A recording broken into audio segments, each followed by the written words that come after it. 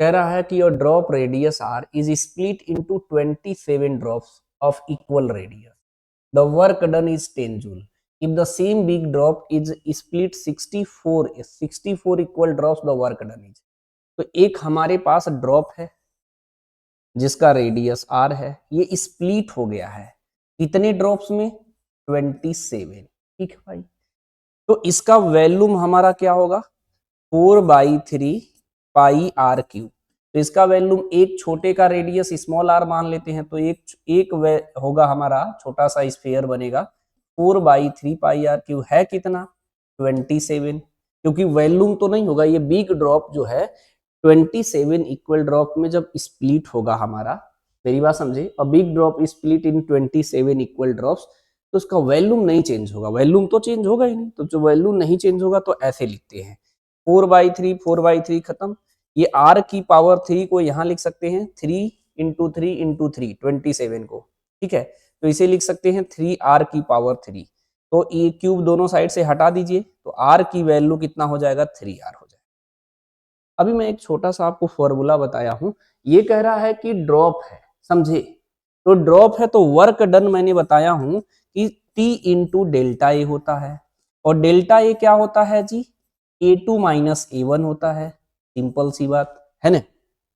तो यहां से W निकालेंगे तो यहाँ T को T रहने दो, A2 मतलब इसका हमारा कितना हो जाएगा, 4 पाई r², लेकिन कितना है जी, 27, ठीक है, माइनस 4 पाई कैपिटल R²। समझे कि नहीं मेरी बात, बोलो जी। अब इसको अगर हम लोग सिंप्लीफाई करेंगे तो इधर ही कर लेता हूं, क्यों खिचड़ी बनाओ। W equal to T into 27 into, एक काम कर सकते हैं जी हम लोग, T इंटू 4 पाई को हम बाहर ले लेते हैं, ज्यादा सही रहेगा। यहां से 4 पाई और 4 पाई को बाहर लेंगे, 27r², 27r², और r के जगह स्मॉल r के जगह क्या रख सकते हैं हम लोग जी, ये रख सकते, स्मॉल r के टर्म में निकालना चाहे स्मॉल r में लिख सकते हैं, तो ये स्मॉल r को रिप्लेस करूंगा हम, तो कितना हो जाएगा, कैपिटल R/3। तो ये हो जाएगा हमारा R/3 का स्क्वायर माइनस R², ठीक है। तो ये हो जाएगा T into 4 pi 27 into R² divided by 9 minus R², इससे कट करेंगे तो हो जाएगा 3r² में से r² सब्ट्रैक्ट कर देना है, T इंटू 4 पाई 3r² माइनस R², तो कितना हो जाएगा 2r², समझे। इसको क्या लिख सकते हैं हम जी, हम लोग 8t पाई r², ठीक है। मैं अगले वाले को अगले पेज पे ही करता हूँ, खिचड़ी नहीं बनेगा, है ना, समझे कि नहीं। ये क्वेश्चन में दिया है, ये इसमें वर्क कितना करना पड़ रहा है, 10 जूल, यानी इसकी वैल्यू 10 जूल दिया है, ठीक है।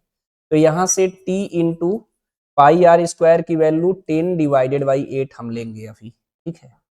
हमको क्या करना है जी, सेम ड्रॉप को अब 64 ड्रॉप में कन्वर्ट करना है, छोटे छोटे। तो यहां पर वैल्यूम सेम होगा, 4/3 pi r³ equal to 64 into 4/3 pi r², इससे ये कट गया, ये होगा r की पावर 3, इसको लिख सकते हैं 4 इंटू 4 इंटू 4, तो 4 की पावर 3 लिख सकते हैं, तो 4r की पावर 3, दोनों साइड से क्यू हटा दिया, तो r की वैल्यू कितनी हो गई, 4r, तो r की वैल्यू कितनी हो जाएगी, कैपिटल R/4, सिंपल सी बात। इसके लिए वर्क लिखना, W equal to T delta A, तो T A2 माइनस A1, तो इसके लिए लिखेंगे T, ये हो जाएगा हमारा A2, बाद में कितना है, 64 है, 64, और एक का सरफेस एरिया कितना होता है जी, 4 पाई r², एक का कितना होता है, 4 पाई r² minus 4 pi capital R², ठीक है। ये हो जाएगा T 64, 4 पाई को कॉमन ले लो, नहीं, T इंटू 4 पाई, ये हो जाएगा हमारा 64, r' की जगह कितना रखना है जी, R/4, ठीक है। यहां पर रखना है R/4 का होल स्क्वायर माइनस R², ठीक है।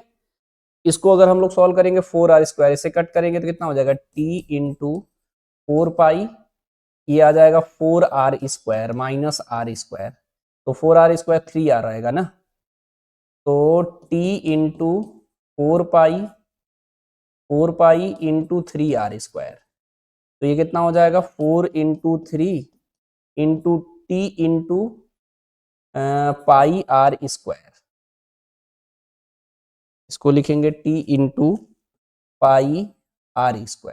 अब ये वाली वैल्यू जो है डायरेक्टली यहां से ले लेना है, ठीक है, इसीलिए तो इसका इस्तेमाल किए थे। t इंटू पाई r² की वैल्यू 10/8 यहाँ से डायरेक्ट ले लो, तो यहाँ कितना हो जाएगा 4 इंटू 3 इंटू 10/8, इससे कट करोगे तो कट गया 2 से ना, इससे कट करोगे तो ये 5 से कट गया, तो 5 3 जा 15 जूल आएगा। 15 जूल मतलब कौन सा ऑप्शन आएगा जी, बी ऑप्शन करेक्ट होगा। इसमें यही तो कह रहा है द सैटेलाइट और satellite revolving in the stable circular radius R and time period T, its orbital radius of an another satellite is 1.03 R, then percentage change in time period of the second satellite as compared to the first satellite, यही ना, बोलो जी। वैसे direct भी तो कर सकते थे, फॉर्मूले से भी direct, t² directly proportional to r³ होता है, तो यहाँ से t directly proportional to r³ लिख सकते हो। प्रोपोर्शनलिटी सिंबल हटा के कोई कांस्टेंट ले लो 3/2। अगर परसेंटेज एरर वाला कॉन्सेप्ट यूज करते हो तो डायरेक्ट कैसे करते थे हम लोग, delta T upon T into 100, इस कांस्टेंट से तो कोई मतलब नहीं है, तो ये कितना हो जाएगा आगे 3/2 delta R upon R into 100, यही तो करते थे। ऐसे मैं कर दे रहा हूँ, ये कितना आ रहा है 3 आ रहा है, तो कितना आएगा हमारा 9/2 मतलब 4.5% है ना। आर जो है हमारा R2 हमारा कितना है 1.03 आर है, तो R2 minus R1 divided by R1 ये करोगे तो 1.03 आर माइनस का R divided by R into 100, ठीक है, तो ये कितना हो जाएगा जी, R तो कॉमन होके कट गया, तो ये आ जाएगा 0.03 इंटू 100, तो ये कितना आएगा 3%। ये मन में अंडरस्टूड होना चाहिए कि इतना फास्ट कैलकुलेशन तो आना चाहिए, नहीं पता चले यही नहीं समझ में आएगा delta R upon R into 100 sir कहाँ से लिख रहे हैं, इसको बोलते हैं delta R upon R into 100, तो ये 3% है, पावर को डायरेक्ट परसेंटेज में आगे लेते 3/2 इंटू 3, तो परसेंटेज चेंज आपको डायरेक्ट आ जाएगा 4.5%। ये फॉर्मूला है और ये टेबल याद रखना है एक्सेलरेशन का। देखो ये पेज मैं खोले रहने देता हूँ, ठीक है, क्वेश्चन पे आता हूँ, या तो मेरे पास टाइम नहीं मिल रहा, मेरे पीडीएफ से छाट के मेन चीज नोट कर लो जी, कम से कम अगर मतलब 25 क्वेश्चन आ रहा है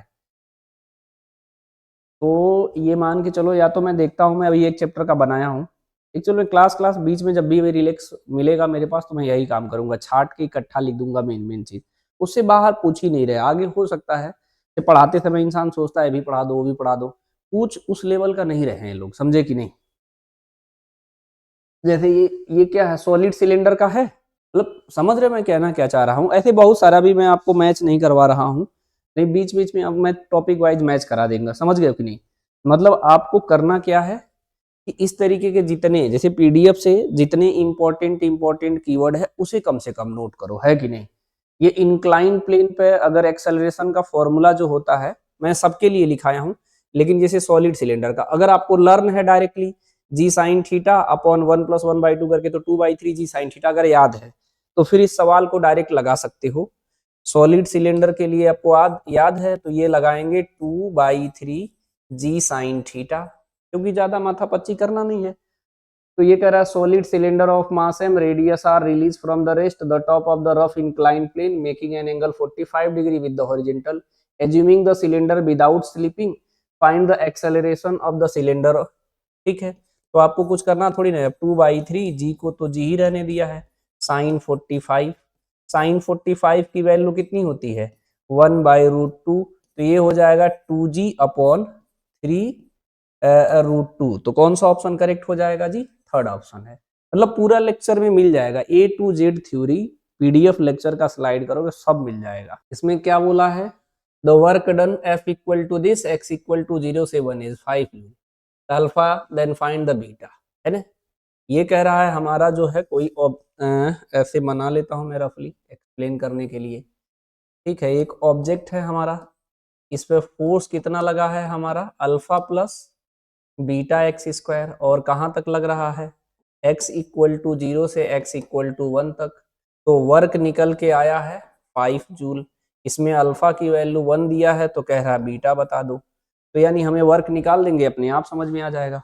वर्क कैसे निकालते हैं हम लोग, लिमिट लेंगे 0 से 1 और F x D x, F की वैल्यू कितना है alpha plus beta x square D x, इसको इंटीग्रेट करेंगे तो alpha x plus beta x की पावर 3 डिवाइडेड बाई 3, 0 से 1, इसमें 1 डालो, 0 डालोगे तो 0 ही हो जाएगा, तो alpha plus beta divided by 3, और ये W है W की वैल्यू 5 जूल है, अल्फा 1 है और ये बीटा बाई 3 है।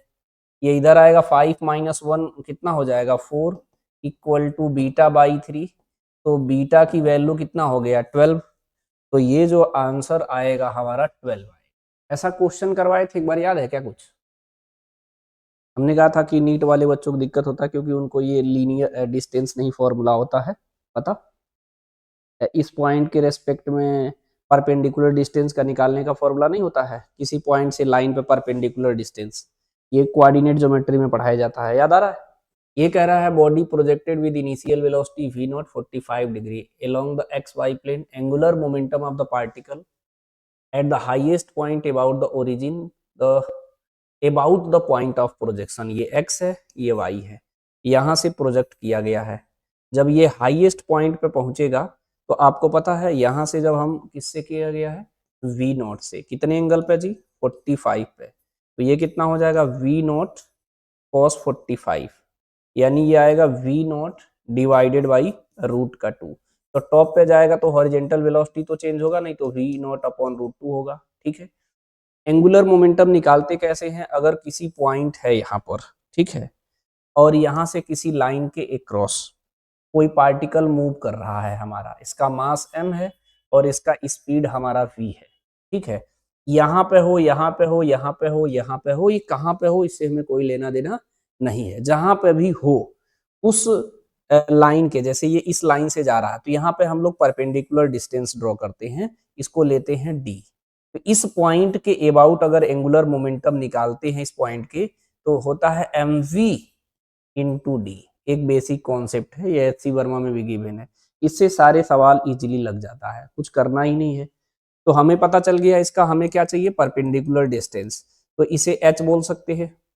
तो हमें क्या पता चल गया, यहाँ का वेलोसिटी पता चल गया, मास इसमें कितना बोला है, बॉडी का मास m है तो m पता चल गया, m इंटू वी कर लेंगे। अब ये मुझे हाइट चाहिए, इस पॉइंट के अबाउट निकालना है, तो लाइन ऐसे ड्रॉ करिए, ये लाइन ऐसे ड्रॉ करिए, तो इसके बीच का जो गैप होगा वो परपेंडिकुलर गैप होगा, तो ये h है। लेकिन ये प्रोजेक्टाइल मोशन है तो हाइट निकालने का एक बेसिक फॉर्मूला है, h का फॉर्मूला कैसे निकालते हैं जी हम लोग, u square sine square theta upon 2g, simple. तो इसमें क्या करो, u की वैल्यू कितनी है, यहाँ पर u नहीं लेना है, v नॉट लेना है, v नॉट का square sine square 45 divided by 2g, तो इसको सॉल्व करेंगे तो ये आ जाएगा हमारा v नॉट स्क्वायर, और साइन 45 की वैल्यू 1/√2 होता है, स्क्वायर है तो 1/2 हो जाएगा, और यहाँ 2g पहले से है तो 4g हो जाएगा, सिंपल सी बात, समझे। यही वाला कॉन्सेप्ट में रख देते हैं, इसका मास m है और इसका यहाँ पर स्पीड कितना है v नॉट डिवाइडेड बाई √2 है, और इसका परपेंडिकुलर हाइट जो h है v not square upon v not square divided by 4g है। ठीक है भाई, तो हमारे पास जो बना m v नॉट की पावर 3 डिवाइडेड बाई 4√2g बना, ये एंगुलर मोमेंटम आया हमारा अबाउट द ओरिजिन, इसके अबाउट आया, समझे कि नहीं। तो आंसर मैच कराएंगे तो एम वी नॉट ये आएगा हमारा सेकेंड ऑप्शन, समझे, सेकेंड ऑप्शन आ रहा है। इसमें कह रहा है इन अ प्रोसेस, नहीं, in a process pressure of a gas is directly proportional to temperature, then choose the correct option. ठीक है भाई, ये क्वेश्चन में बोला है कि अगर pressure directly proportional to temperature है तो यानी पीवी इक्वल टू क्या होता है, एनआरटी। तो ये तो कांस्टेंट होता है, ये अगर हम कांस्टेंट ले लेते हैं तभी तो P directly proportional to T आएगा। तो ये जो है तभी आएगा जब इफ V क्या आए, कांस्टेंट आए। ठीक है, अगर ये कांस्टेंट आए तो पहले वाले में कह रहा कि प्रोसेस जो है आइसोबारिक है, सही बात है। वॉल्यूम कांस्टेंट आ रहा है तो ये आइसोकोरिक प्रोसेस होगा, बिल्कुल सही बात है। उसके बाद बोला है कि वर्क डन 0 होगा। वर्क डन क्या होता है जी हमारा, P डेल्टा V होता है। तो वॉल्यूम कांस्टेंट है तो इसका डिफरेंस 0, तो वर्क डन 0, बिल्कुल सही बात है। उसके बाद बोला internal energy increases with increasing temperature.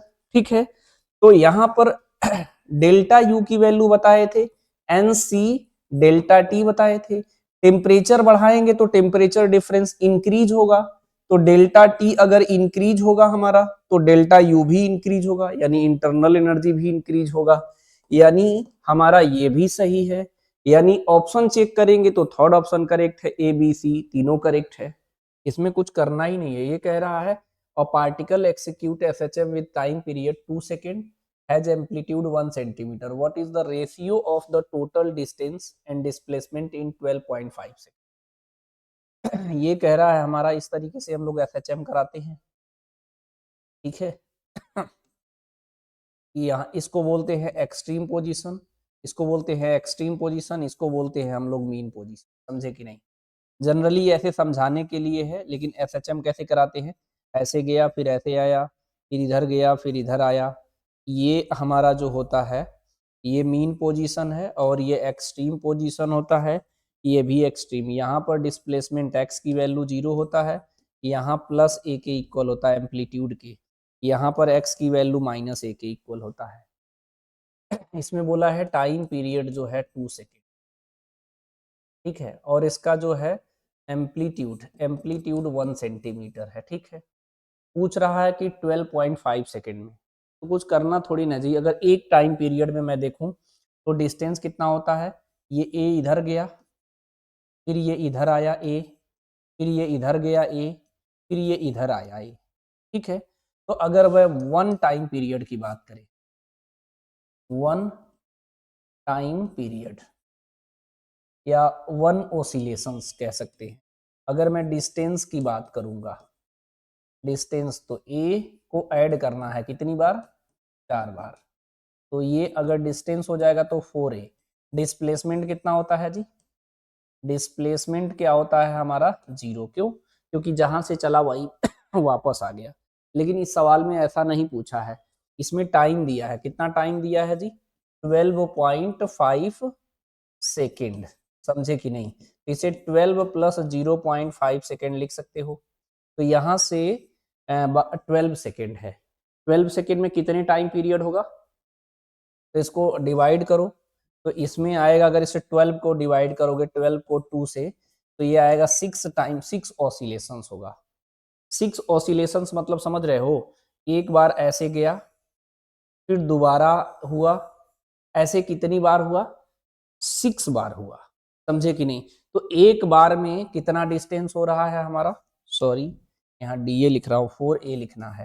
ठीक है, तो हमारा एक ऑसिलेशंस में हमारा 4a आ रहा है। ऐसे ही अगर हम 6 बार करें, 2 बार करेंगे तो 8 हो जाएगा, 3 बार करेंगे तो 12 हो जाएगा, इसी तरह 6 बार करेंगे तो 24 हो जाएगा, 24a।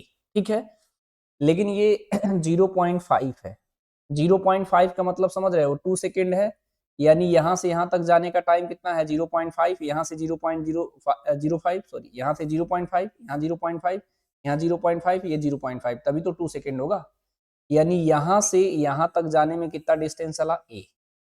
ठीक है, तो अगर इसमें 12.5 सेकेंड में अगर डिस्टेंस निकालेंगे हम लोग तो कितना हो जाएगा, 24a प्लस a, तो कितना आएगा 25a। कितना आएगा जी, 25a। लेकिन डिस्प्लेसमेंट में तो इनिशियल से फाइनल देखते हैं। डिस्प्लेसमेंट निकालेंगे तो ये यहाँ पर आ गया, फिर यहाँ से यहाँ गया, क्योंकि 12 तो चक्कर कंप्लीट किया, यहीं से चला तो 12 चक्कर किया तो फिर से यहीं पे आ गया, फिर 0.5 सेकेंड में यहाँ से यहाँ आ गया, कितना चला a, तो ये चला a।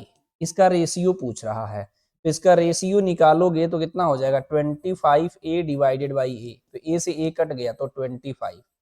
यहाँ 1 सेंटीमीटर रखने की जरूरत ही नहीं था क्योंकि रेशियो पूछा था, डायरेक्ट ए ऑप्शन करेक्ट हो जाएगा। ये बोल रहा है find the maximum possible velocity of a given angle of banking theta is curve road on the radius of curvature R having the coefficient of friction mu. तो banking हम लोग कैसे करते थे, बैंकिंग के क्वेश्चन हम लोग ऐसे करते थे, ये राउंड शेप बना लेते थे, यहाँ पर हम लोग कार बनाते थे, ठीक है, ये इधर हमारा v स्पीड से मूव कर रहा है, इसकी रेडियस r मान लेंगे, ये एंगल हमारा थीटा होगा, ठीक है। यहाँ पर नीचे की ओर हम क्या लेते हैं mg, समझे कि नहीं, स्यूडो फोर्स इधर लगेगा हमारा, ठीक है, इसका मास को m मानते हैं, तो स्यूडो फोर्स मतलब mv square by R, mv square by R, और यहाँ पे कंपोनेंट लेंगे, ठीक है, तो ये एंगल थीटा है तो ये थीटा होगा, तो इधर हो जाएगा हमारा mg cos थीटा और इधर आएगा हमारा mg sin थीटा, समझे कि नहीं, बोलो जी। इसका कंपोनेंट अगर हम लोग लेते हैं mv स्क्वायर बाई आर का, तो इधर कितना आएगा हमारा, अब ये ध्यान से समझना, एंगल में कंफ्यूज नहीं होना, ठीक है। अगर ये हमारा थीटा है तो ये भी हमारा थीटा होगा, इधर आ जाएगा हमारा m v square by r cos theta आ जाएगा, और इधर आ जाएगा m v square by r sine theta हो जाएगा, और नॉर्मल फोर्स किधर लगेगा, ऊपर की ओर लगेगा, सिंपल सी बात। हम चाहते हैं कि ये मैक्सिमम स्पीड है तो ये बाहर स्लाइड करना चाहेगा, अगर बाहर स्लाइड करना चाहेगा तो फ्रिक्शन फोर्स नीचे की ओर लगेगा, तो हम लोग कॉन्सेप्ट क्या सिखाए थे, डायरेक्ट इसे यूज कर सकते हैं। हम चाहते हैं कि ये स्लाइड ना करे, स्किड ना करे, तो उसकी कंडीशन क्या है, जितना फोर्स ऊपर लगेगा उतना फोर्स नीचे कर दो तो स्किड नहीं करेगा, तो आपको लगाना क्या है आपको लगाना है mg sin theta plus friction force equal to mv square by r cos theta, simple सी बात। इस सिचुएशन में जब फ्रिक्शन फोर्स नीचे लगेगा तो मैक्सिमम जो है हमारा v मैक्सिमम आता है, ये डिराइव बता रहा हूं मैं, अगर भूल गए हो तो याद रहे कैसे हम डिराइव करते हैं।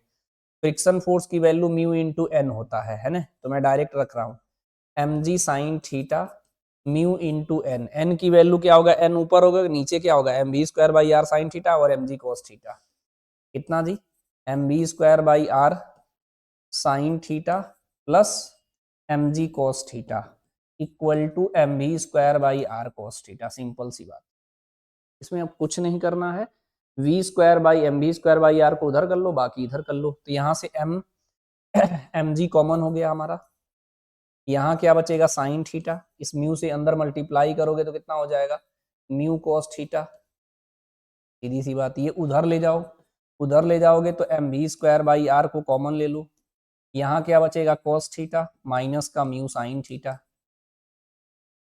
अब हमें क्या करना है कॉस थीटा से दोनों साइड डिवाइड कर दीजिए, यहीं पे कर दीजिए, यहाँ कॉस थीटा से डिवाइड करिए, यहाँ कॉस थीटा से डिवाइड करिए, यहाँ कॉस थीटा से डिवाइड करिए, और यहाँ कॉस थीटा से, क्योंकि आंसर जो है 10 के फॉर्म में जनरली दिया रहता है।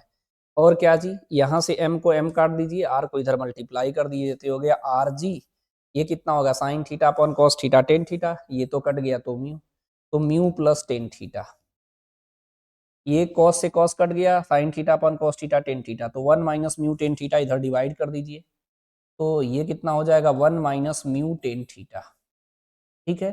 यहाँ पर v स्क्वायर है, हटाओगे तो इधर रूट बन जाएगा, तो ये आ गया हमारा v, जो v निकला इसी को v मैक्स बोलते हैं, समझे।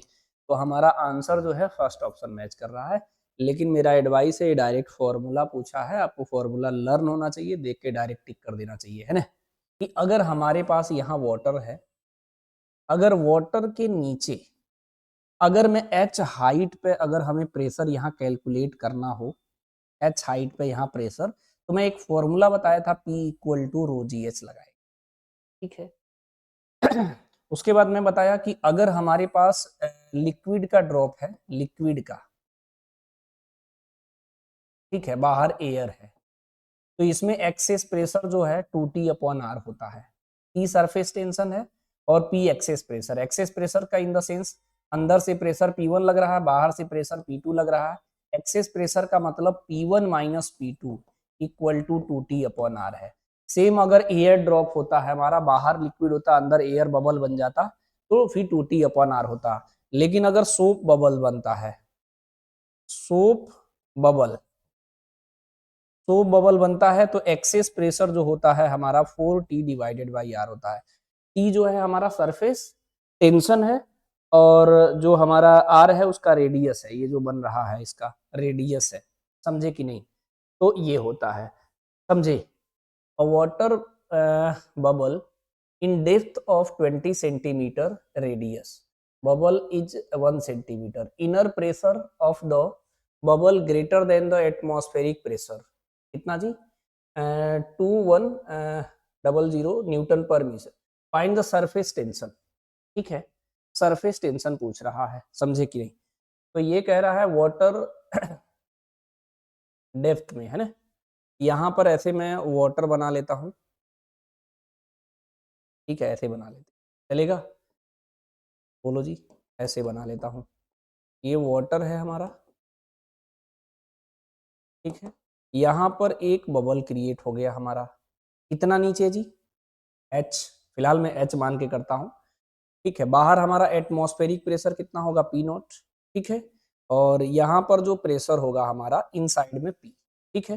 तो यहाँ का जो एक्सेस प्रेशर होगा वो कह रहा है हमारा P excess, P excess, excess pressure जो होगा हमारा वो होगा, कितना डिफरेंस है?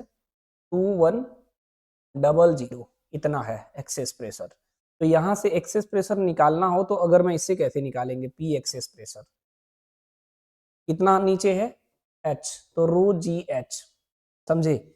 और हमें इसके अंदर जस्ट निकालना है, तो इसके अंदर मुझे निकालना होगा तो कर्व सरफेस में इसके बाहर का डिफरेंस कितना है? 2T/r, तो अंदर निकालना होगा तो यहाँ कितना हो जाएगा? 2T/r होगा। तो एक्सेस प्रेशर मतलब प्रेशर का डिफरेंस, एटमॉस्फेरिक प्रेशर के डिफरेंस, यानी एक्सेस प्रेशर, इन दोनों इक्वेशन को डायरेक्टली इक्वल कर सकते हैं। तो 2100 equal to rho G H plus 2T/r करना था। ये है 2100 रो, डेंसिटी ऑफ वाटर कितना जी? 10⁻3। जी कितना है हमारा? 10। एच कितना है हमारा? 20 सेंटीमीटर। 20 into 10⁻⁻2 plus 2T/r। इसको सिंप्लीफाई करेंगे तो ये कितना हो जाएगा? 10 10⁻2 10⁻⁻2 खत्म, 2 इंटू ये हो जाएगा 2000, 2100, ये इधर आएगा तो 2000, ठीक है, इक्वल टू 2T/r। ये सॉल्व करोगे तो कितना आएगा हमारा जी? 100 आ गया। ये हो जाएगा 2T/r। तो T की वैल्यू कितना हो जाएगा? R, 100R/2, simple. अब R की वैल्यू रखना है, सॉल्व हो जाएगा। तो सरफेस टेंशन T, ये हो गया हमारा 100, और ये कितना दिया है? रेडियस 1 सेंटीमीटर है, यानी इसको सेंटीमीटर में नहीं रख सकते हैं, 10⁻2 डिवाइडेड बाई 2, ये हो जाएगा हमारा 1/2, समझे? तो ये आ जाएगा 0.5, समझे? 0.5 सरफेस टेंशन आ गया, यानी बी ऑप्शन करेक्ट है। बेसिक फंडामेंटल था।